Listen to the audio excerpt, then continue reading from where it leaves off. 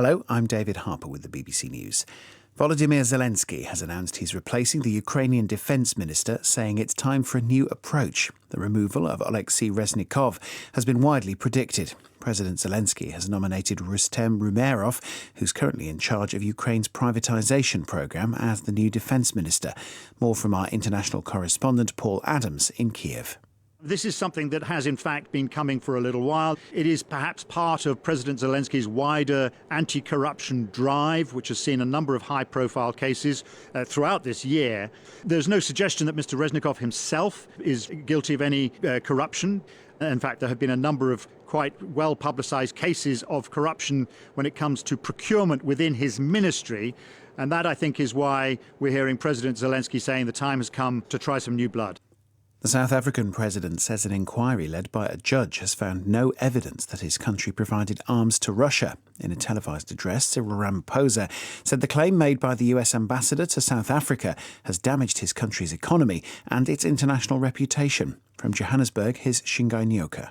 After a probe which began in May, an independent panel has rejected US Ambassador Ruben Brigitti's suggestion that South Africa had loaded arms on the sanctioned Russian vessel. Announcing the findings, President Cyril Ramaphosa said that none of the allegations were proven to be true and that those who'd made the allegations could not support their claims. The probe did find, however, that the ship delivered a consignment of weapons to South Africa from Russia from a 2018 order. Mr. Ramaphosa will only be releasing an executive summary of the report for security reasons. It's not clear what happens now to the US ambassador.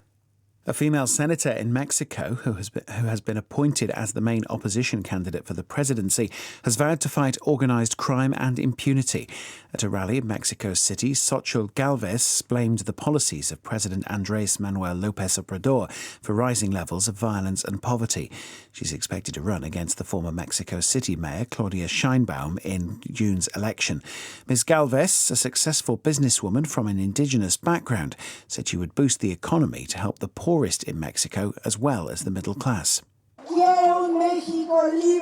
I want a Mexico free from fear and crime. I want a Mexico where being a woman is not a disadvantage. I want a better Mexico free of ties for those who make an effort and get up in the morning to work.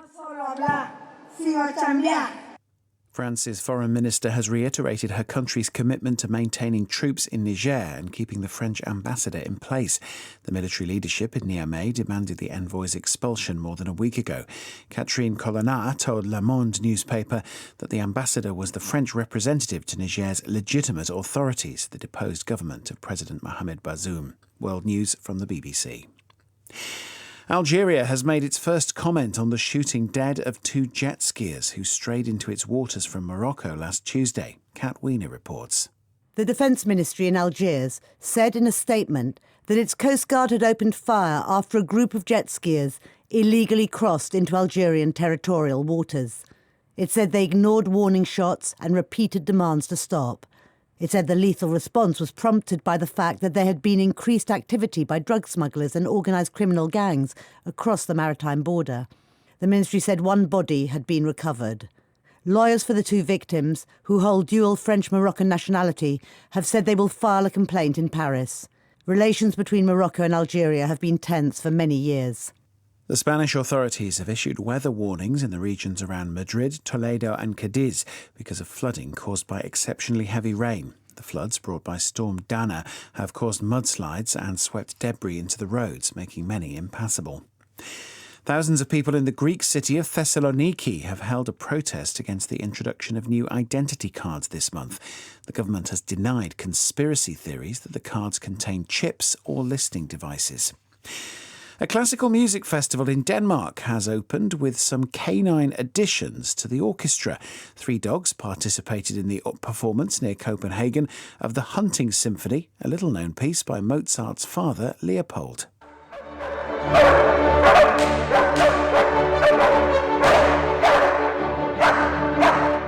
The chief conductor, Adam Fisher, auditioned dozens of dogs for the part. He said he was complying with the composer's express wish that 6 bars of the symphony could be accompanied by baying hounds. It took 3 months to train the successful candidates, Cookie, Sophus and Seeker, not only to bark on command, but also to remain silent for the rest of the performance. BBC News.